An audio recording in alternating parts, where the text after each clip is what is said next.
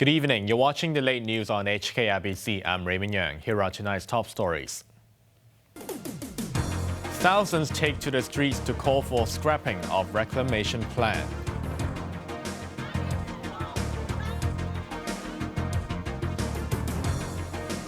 Matthew Yeung said public shouldn't read too much into PLA volunteers cleaning up country parks.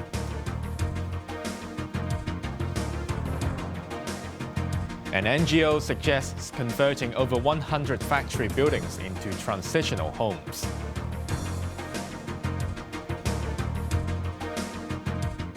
Thousands took to the streets this afternoon to protest Chief Executive Carrie Lam's artificial island project, saying it was too costly and unnecessary.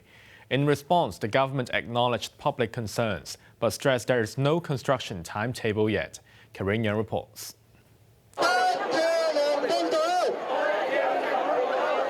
Say no to artificial island. Protesters chanted as they took off from Causeway Bay after 3 p.m.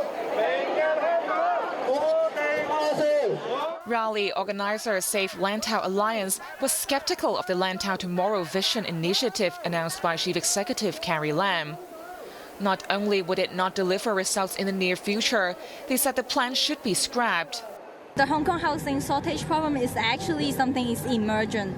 That means we need the land for within 10 years. But for the reclamation, you at least need 20 to 40 years to finish that, which is not suitable for the problem now.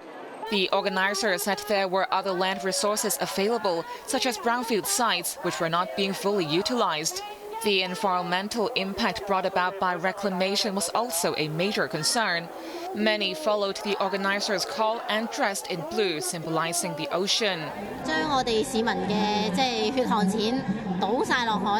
The government is simply pouring our hard-earned money into the sea, this mother said.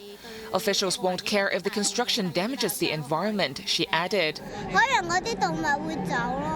Her 6-year-old son said he was worried the marine animals in the area would disappear.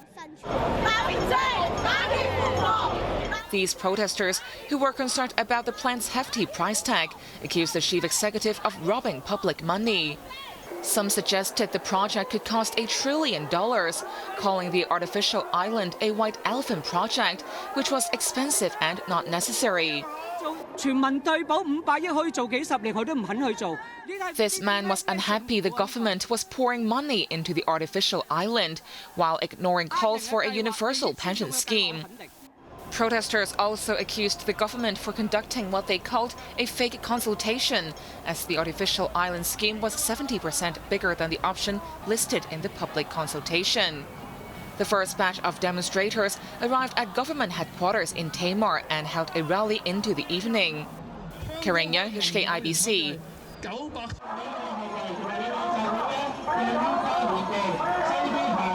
There was an awkward twist to the rally this evening when dozens of pro-independence students broke off from the crowd and marched towards the U.S. consulate on Garden Road.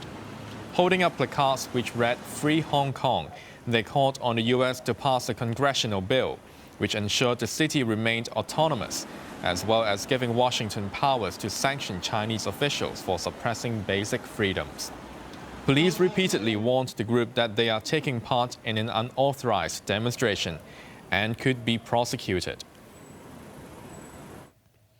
The artificial island proposal could cost as much as $1 trillion, and Financial Secretary Paul Chan has suggested issuing bonds to fund the massive project. Raymond Yeung reports. Chief Executive Carrie Lam envisioned a 1,700-hectare artificial island near Lantau as a way to solve Hong Kong's housing shortage. But can the city afford it? In the absence of an official estimate, varying figures have been floated. Some have estimated that the project could cost as much as $1 trillion, which would be equivalent to the government's fiscal reserves. Today, Financial Secretary Paul Chan tried to allay concerns that the plan would exhaust the reserves. It's